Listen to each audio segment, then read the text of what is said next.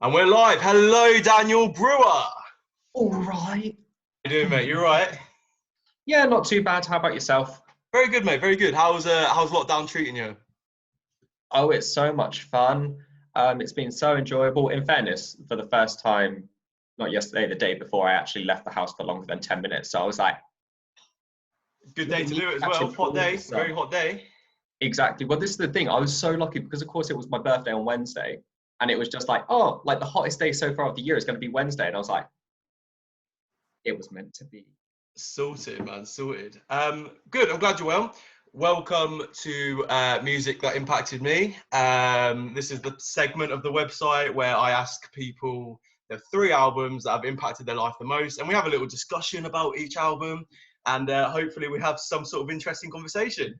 We will. You're an interesting guy. You're an interesting guy. We will. I'm a human. I'm a human male. There we are. That's It all makes I me need. relatable to at least like 49% of the population. Exactly. Too many. There's too many. That percentage is too large. Okay, then we'll start. We'll just go straight into it then. So, music that impacted me. Daniel Brewer. What is the first music album that impacted your life? So the first one is like my favorite album of all time, which is Stadium Arcadium by Red Hot Chili Peppers. Uh, Ooh. it was also like the third album I think I ever brought, but like it was the first album that wasn't a greatest hits because I think it was like Blink 182, greatest hits, someone else's greatest hits, that, and then I also got the Black Parade by MCR for free instantly. Um, but yeah, no, it was just to me like I'd never explored music on my own. Like I listened to a lot of what my parents listened to. So I listened to Michael Jackson and Queen and Billy Joel, um, and like all artists that I still love. But like Red Hot Chili Peppers were one of the first ones that I was like, I'm going to listen to something that I don't necessarily know. Yeah. And I started listening to Stadium Arcadium, and I was like, oh, holy crap! There's like 24 songs on this album. And I listened to it, and I was like, actually, I don't know if there's any songs that I would take out. Oh, Um, okay. Interesting. yeah, like I was there like astounded. I was like, it's 24 songs, and actually every song I really enjoyed and I really loved. So I was like, oh, and then I started listening to a more so and like into a wider spit because I literally just brought the album because I was like, oh, it's like in their highlighted section. Yeah. And then started discovering like Red Hot Chili Peppers as a band, and I was like, oh, like here are like all of these songs that I know that I never realized were theirs. Yeah. Like they really passed under the radar for me. I was like, oh, you know, Under the Bridge and stuff like that, Californication, like all of this music. I was just there like, I was gonna say, I must admit, I knew you were gonna go for a Red Hot Chili Peppers album because I know how much you love them. Obviously, you've been to see them, haven't you? You saw them at was it Reading? You saw them? saw them twice. So I saw them in Reading when they headlined, but before that, I saw them at Nebworth when Oh, okay. they were supported. And again, it was really bizarre. They were supported by Reverend and the Makers, which some people may know. They had some songs on FIFA. Yeah. The Wombats in the summer that the Wombats were massive, and Dizzy Rascal. Wow. Wow. Yeah. But in fairness, I'd never listened to Dizzy, and I was there like, Fair play to Dizzy Rascal's agent. Fair play, honestly. Fair and it play. was like a whole day festival and everything like that. And I was like, sick. And he's not even got to stay late if he doesn't want to. Yeah, it's ideal. Come in, do a few songs, leave, get Leave home when in it's time still get home light. in time for Corrie. Can't complain. So you've gone for Stadium Arcadium. What are sort of some of the lead singles from that album then? I know you've already touched upon some of them, I think. So for What are me, your favourite singles from the album? my favorite one is Snow, Okay. which was the only song I knew of theirs before I did anything else. And I was like, oh, and I think I learned it because it was a WrestleMania like theme song. That And must I have been an remember old listening. WrestleMania. Yeah, I think it might have been Ric Flair's last one. I seem Mm. to recall like him fighting Shawn Michaels. Um, but yeah, and I was like, oh, that's a really like smooth, like cool song. And I just like fell in love with it. And I remember when I saw him for the first time, they went off, and then they were like, oh, we're going to come back and we're going to play like 3 more songs. And I was like, oh, sick. Like, I'm so grateful because you hadn't played Snow. They didn't play Snow. Oh. And that it was like the first time I busted out like the solemn white boy tear. I was like, why does everything not go my way? Isn't that what the song's called? Snow. Oh. Yeah. And yeah, that's like my favorite song of theirs. So obviously, but on the album, I mean, there's like Storm in a Teacup and Slow Cheetah, which are also both great. But like, as I said, there's not a bad song on the album. This is quite an interesting sort of angle when discussing music, because there's a lot of artists out there that are amazing recording artists, but when it comes to performing live, sometimes they don't really kind of live up to the hype. What were Red Hot Chili Peppers like live? Were they just as amazing as you imagined? So yeah, like to me, they were amazing. Like, I don't think they were the best performers I've ever seen live, but I don't know if I'm biased because I was like so infatuated with this whole like day and this whole atmosphere that I was like in the moment. But it was just like you could feel the changing in the songs and in the crowd, like as they kind of moved through albums and moved through the kind of different genres that they've gone through. And towards the end, it was just like kind of everyone as a single unit, like just singing and spouting all these songs, which, you know, you get at all concerts, but it was just, for me, because I've only ever seen them in massive crowds of 80,000 plus people, like it's just such a different experience. Yeah. Like, in fairness, I would argue that they were better than like their album, because just getting to see them perform as musicians, and like, because they've performed together for so long, well, 3 of the 4 of them have performed together for so long that it's like, I mean, they're probably just as comfortable doing that as anything else in their daily lives. They have the chemistry there, and then that therefore creates the atmosphere, doesn't it? Yeah. Yeah. So yeah, it's just. Oh wow! I must admit, I've never seen Red Hot Chili Peppers live. I wouldn't say I'm a massive fan of Red Hot Chili Peppers, but purely because of that style of music, I'm not massively into. You know, I do really like them. I think they're a really really good band, and their songs or the lead singles anyway. I must admit, I'm not too familiar with all the kind of the album tracks. You know, Yeah. It's like you were saying, they go through so many different genres, and they're also very different. I'm trying to think. I think Danny California was the first one I ever heard from Red Hot. But yeah, no, it's great band, good choice. That was like the first one. As soon as you said about this, I was like, well, that one's on it. Why not? Would you see them again then? Yeah. Yeah, like this is the thing. Like I remember, I waited. I mean, I say I waited for ages. It felt like ages to me. I think like I discovered them, and then like 3 or 4 years later, they then did their first like big performance that I could go to. And then when it came to Reading, I was like, I'm getting a ticket to Reading. And all my friends were like, let's go to Reading. And I was like, yes, because Red Hot Chili Peppers are there. But yeah, no, definitely like I would actually go and see someone perform again. Because like this is the thing, I used to go to so many concerts and stuff like that. And I used to rock up at say like 5 a.m, because I'd be standing and I'm like, I'm getting to the barrier. I was like that proper little barrier kid that was like, yeah. And I would still do that again for them. Oh, good. Well, like I said, great pick. Okay, let's move on then. So, what's your second pick for music that impacted me?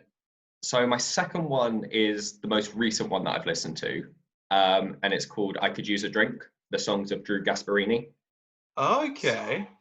So Drew Gasparini is an American like songwriter, but he makes a lot of musical theatre pieces.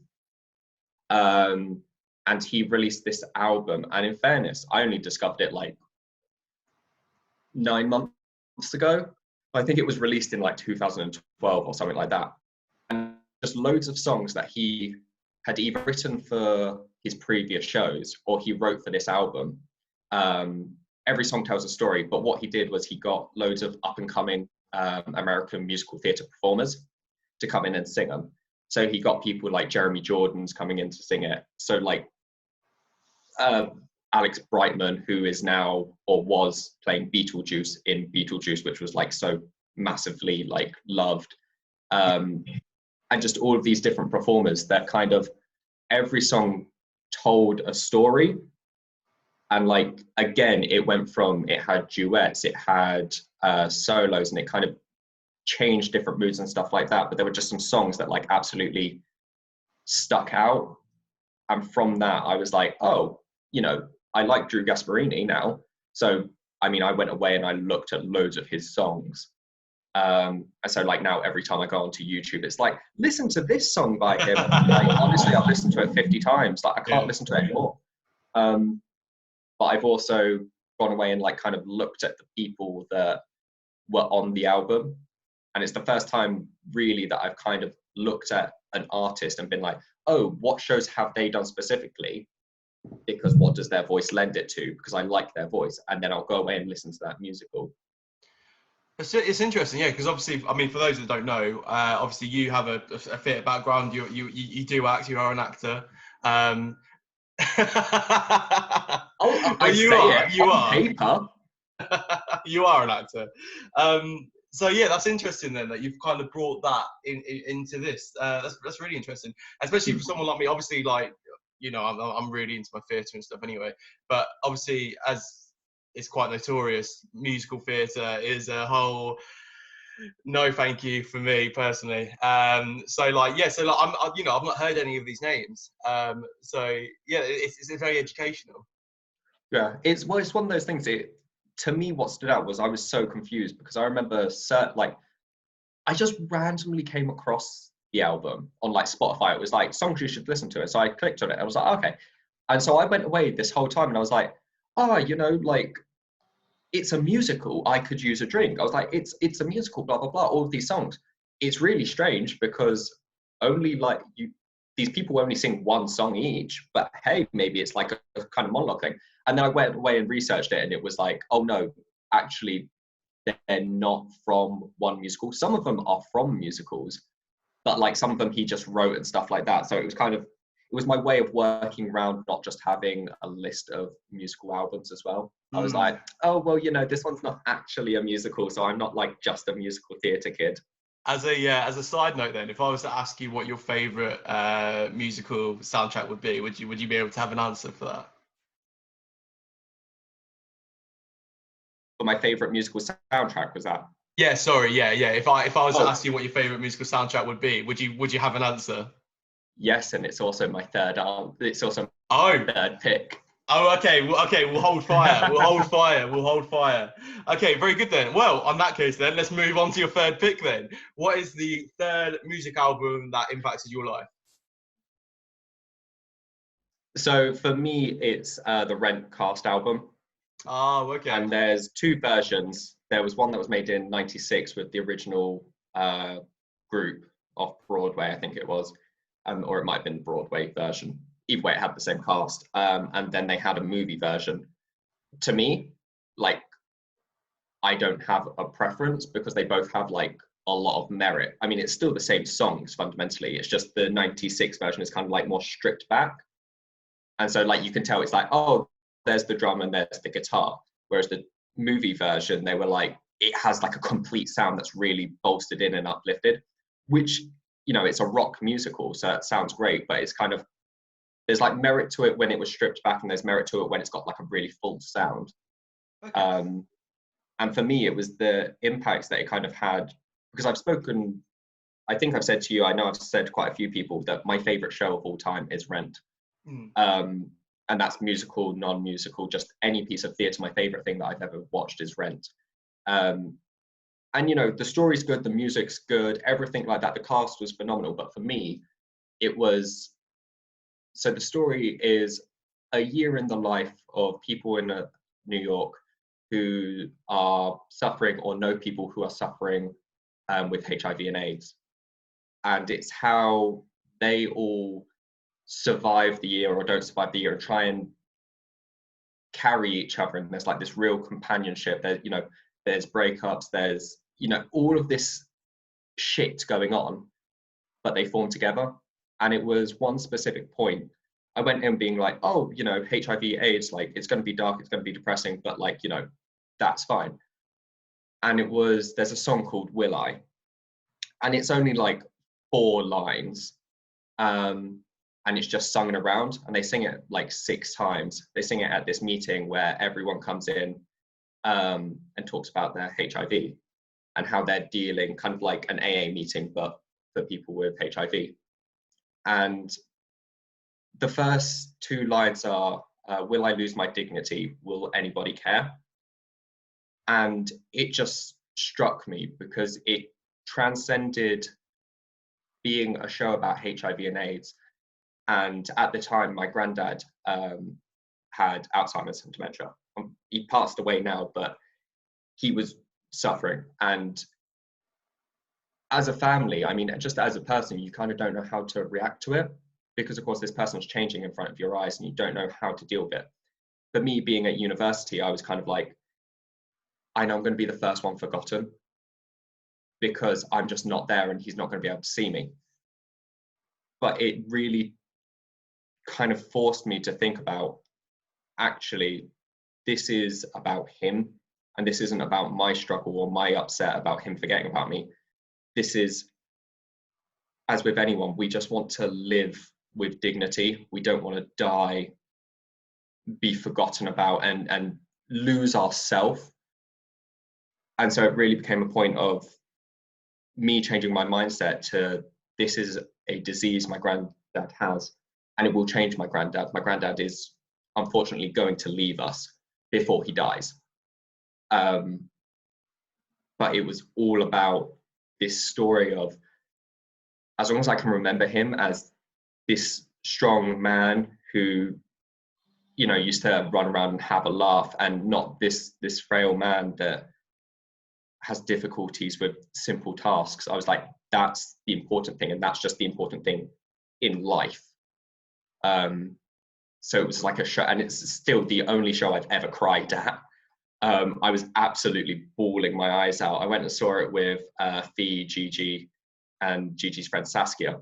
And me and Fee were there with like floods in our eyes. And Gigi's a crier. Like, she says it herself. She's like, you know, I cried at this, blah, blah, blah. What else do you expect? She was sat there dry-eyed. And I remember looking at her like ugly crying, just like, why are you crying? And she was like, it's sad. It's just not that sad. And I was like, it just obviously like hit me and kind of opened me up, which was, I don't know, out of the 3 albums, it's had the biggest impact, I would say, because it's actually fundamentally altered how I view things. It's one of the beauties of art in general, whether you're talking about film or theatre or music or art itself, you know, painting art. The kind of beauty of it is how it individually affects you, you know, how you as an individual react to this art form that's in front of you. You know, so it's very interesting that for you that resonated, and I thank you so much for sharing that story, because it's really interesting, really interesting. Yeah, it was, as I said, it was just, it altered so much for me. And in fairness, I don't know whether it was just because of the song of Will I? I would have still loved it, and it'd still possibly be my favorite show that I've ever watched. But it was just this song that is so simple, and it, as I said, it's sung around, so people then start coming over the top, and it just, you've got all of these voices that are working in harmony, and it just like added to the effect of, you know, everyone in this show, this is what they believe. And it's kind of like, really, it's, I think, something that most, if not everybody, also believes. You know, everyone's kind of said about, oh, if you were to die, how would you want to go, and stuff like that, blah, blah, blah. And fundamentally, it all kind of boils down to, a lot of the time people are like, I don't want to suffer, or I don't want to have such a thing where it's difficult on everyone else as well. That's why there's things like motor neuron diseases and stuff like that that are just, everyone kind of steps back and is like, whoa, because you lose, well, I don't mean this in like a way to upset anyone, but you kind of lose the person, because that person just changes in such a way that some people may be able to deal with it, and that's fine. But I mean, for dementia, I know my granddad, once he got to a point, it was just, you're kind of trying to latch on, but unfortunately you'll get glimpses of that person still there, but it is glimpses, and those glimpses become smaller and smaller and smaller. Yeah. But it is just, as I say, I remember coming from it and I was like, whoa. And I think for like 3-4 weeks straight, all I did was just listen to Rent. And of course, this was at the time when we were at uni. Like, I remember so many people used to just play Rent. I remember every party we would have, it would be La Vie Bohème would come on. To the point where I know a lot of people like hated it because they were like, why are they always playing the same song? And I was like, don't get me wrong, there are a lot of bangers. But I was just there like, I'm not complaining. Yeah. Do you think, and it's quite a difficult question, I suppose, do you think that in some ways musical theatre really impacts the music industry? And it's quite a big question. It's quite a difficult question, I'm aware. But you know, I'm just kind of thinking, because at the moment my mind's going to these sort of productions like Hamilton, which is absolutely massive. And it's like you were saying, you know, there's a lot of people that just stream like a musical's album, like it was any other musical release, you know. And in terms of the recording album, obviously, in terms of classification and stuff, it's all treated the same. You know, if say the Hamilton album sold 500,000 units in its first week, it was still going to the top 15 of, or the top 10 of the charts. You know, but so yeah. So do you think the musical theatre has an impact on the industry?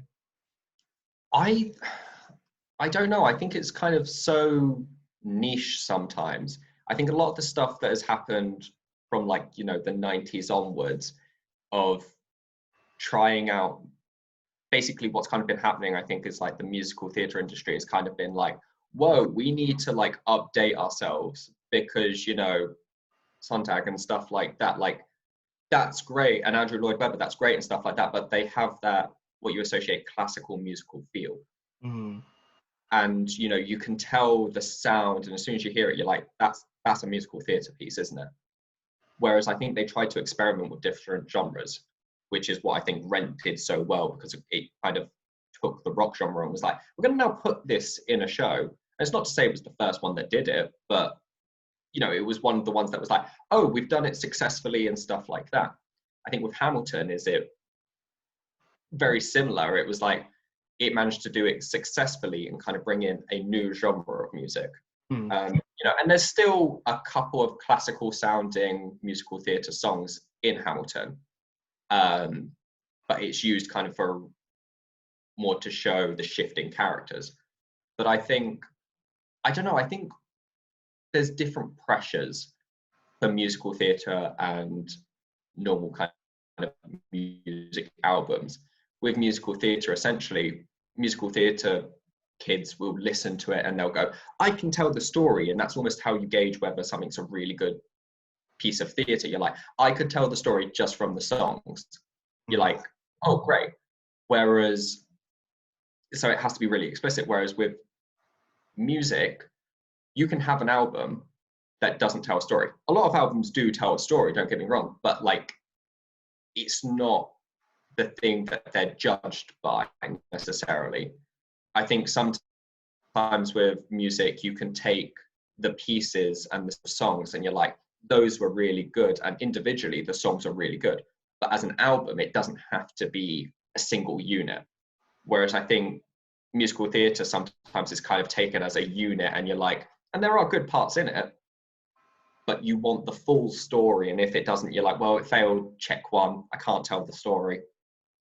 Yeah, and that's a really interesting point, because you know, some of my when I'm reviewing an album, or when I'm just casually listening to an album, a really important factor to me personally is the conceptuality of the album and the story it's telling. And I'm sorry to bring this to hip hop. I see every single music discussion I seem to have, I somehow bring it back to hip hop. I apologise, but it's what you know. Well, yeah, exactly. I can't really give examples in many other genres, but one of the reasons why artists like Drake, sometimes the kind of hip hop community, it's not the fact that disregard them, but they don't rate the albums as much as other artists like Kendrick, like Cole, like Kanye. It's because they don't have that story, or the majority of them don't. The majority of them don't. It feels very much like an album made up of singles, and there's no running through conceptuality through the album. And it's something like artists like Tyler the Creator does fantastically. Like having this running narrative going through each song. And it sounds to me that's very similar to what you're saying there with musical theatre fans who will listen to that musical theatre soundtrack and know that story through. And I suppose if you can do that, then the musical director's done a good job, I guess. Because I suppose that's the whole point, isn't it? That's the whole point. Well, that's the thing, I guess, because like with musical theatre, like, you do have people that kind of have stuck around for a super long time. You've got Andrew Lloyd Webber, and now you've got like Lin-Manuel, who is kind of seemingly on everything, and is getting to the point where he's becoming a household name. He's done Disney, he's done theatre, he's now bringing his shows to movies. But it takes so long for those pieces to be made.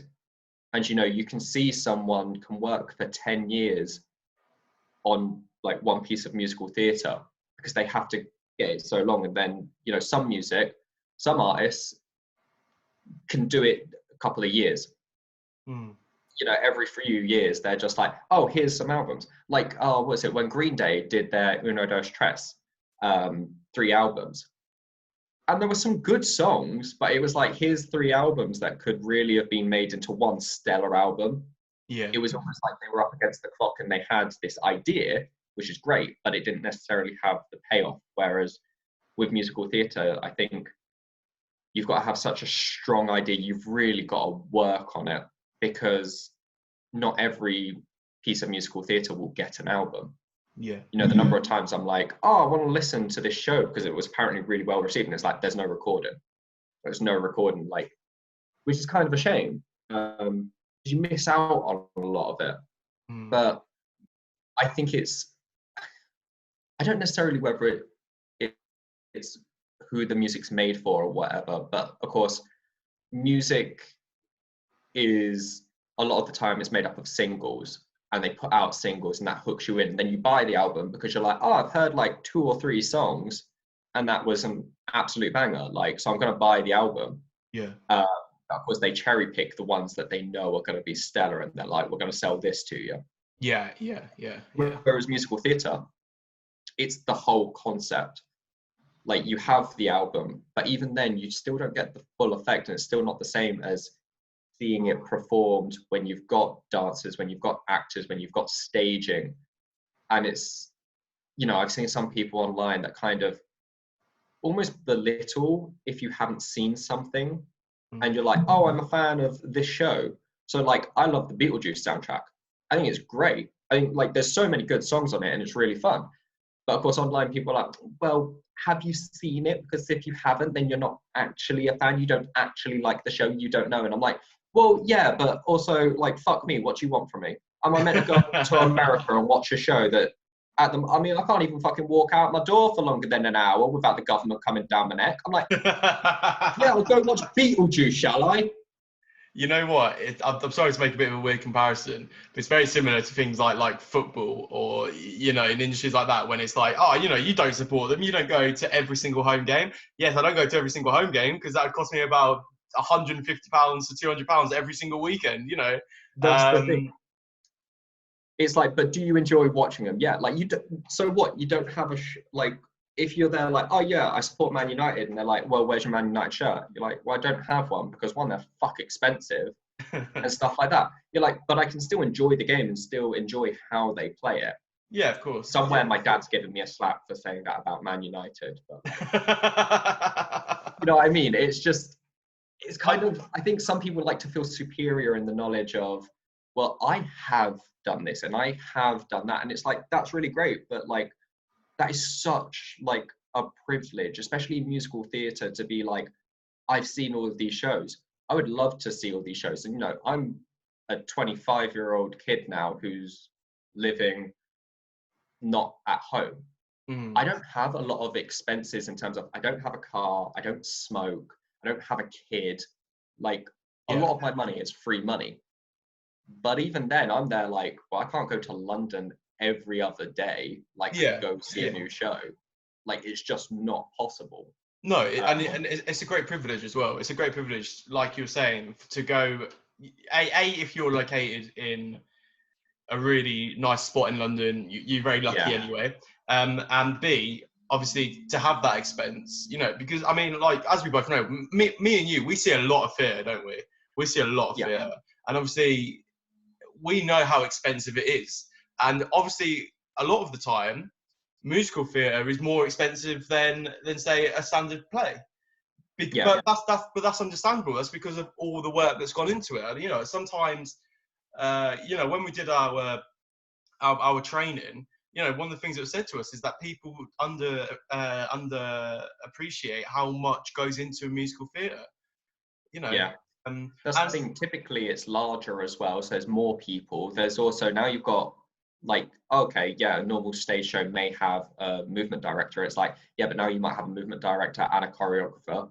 And then also don't forget that one of those people in the troupe are now a dance captain as well and stuff like that. And you're like, you know, like, obviously it's not a genre for me, and it never has been. And, you know, I like the odd musical theatre show, but I mean, it probably won't be something I massively will get into. However, I can still appreciate the blood, sweat, and tears that goes into putting off a good musical theatre production. You know, I can completely appreciate that. It's extremely hard. It's extremely hard. You know, especially you know, seeing things from the directing side of things. Like, in my head, if I could imagine trying to organise like 5 different departments, each of them as vital as each other, while still, you know, keeping constant contact with the producer. And I've got utmost respect for people that can do that, you know, completely. It's and that's the thing. It's like, sometimes you don't realize, like, in fairness, like, I had a list of albums that almost made it on for me, and like in there is Hair, purely because, like, again, it's something that kind of changed how I thought. Like, when we did like just a snippet of Hair, and of course, like, we're not musical theatre like performers and stuff like that, but like, we gave it a fucking good go. But it was just, you realize that, one, like, not to be afraid of that sort of stuff, because choreography, while I'm not a dancer, and I happily say I cannot dance, but like, just changing to look at it as like, it's just movement, but with more of a purpose and more of a direct, streamlined stuff like that. And being able to pull off something, because that's the thing. I remember when we did that, I was like so proud of us. I was like, is it great? No. Is anyone going to pay to come see it? No. But like, did we achieve something in 5 days that, like, at the start we were like, no chance. No chance. Well, that's very good, Daniel. Thank you. That's a really varied pick. What can I say? This is the problem, is like, I don't have like a standard music thing really. Like, now I listen to a lot of musical theatre, But I mean, like, I grew up on like my parents' music, and part of that problem is also that, like, my dad's music style is heavily influenced from his parents. So like, I listen to a lot of 50s and 60s music because I'm there like, I love it. Like, it's great, but like, trying to juggle everything up and being like, but what ones have actually had the impact? So I'm like, but I like this song. And when I ask a guest for the 3 albums that have impacted them, I'm not always asking for the albums that you know, are their favorite albums or the best albums. You know, it's like you were saying. You know, obviously you love Rent, but obviously it's had that really personal connection to you. You know, and that's the conversation I'm after. It's really interesting. Well, thank you very much, Dan. Thank you for doing this. I hope you've had a good time. I've had a great time. Thank you for having me. No problem. Thank you for offering. You know, thank you for doing it. I always appreciate it. Take care. Stay safe. And we'll chat soon. You too. See you later, bud. Hey, mate. Bye bye.